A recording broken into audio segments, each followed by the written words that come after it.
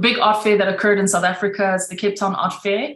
It's one of the two big art weeks, the other being the Joburg Art Fair, which occurs later in the year. And actually, I attended that, and there was a discussion around kind of the lack of arts education in the current curriculum of many schools in South Africa, and also just the closing down and the lack of public funds or government investment and support for a number of the art centers and art institutions. So we actually have a very big challenge in South Africa of not having grown a local collector base. And the same can be said for many countries kind of across the continent and around the world. And actually, that was also something that was a hallmark of apartheid in terms of closing down these art centers and actually restricting the amount of art education that occurred in Black communities. And that does then play out into how people see art and whether they see art as an asset class or not.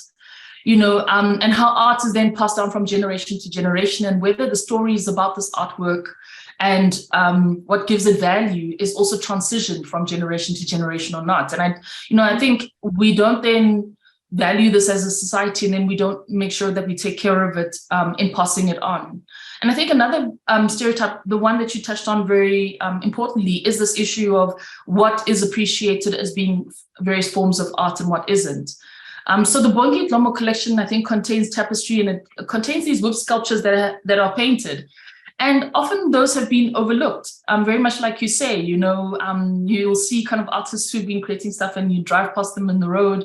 And actually, you kind of just see it just as that. And people kind of then categorize it as craft and not necessarily see it as art.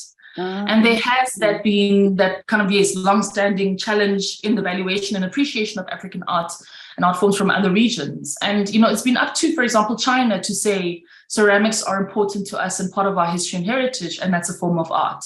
And for the Middle East to similarly say calligraphy and beautiful geometric patterns in ceramic tiles are forms of art. So that's really important for us. And I think in Africa, it's exactly the same.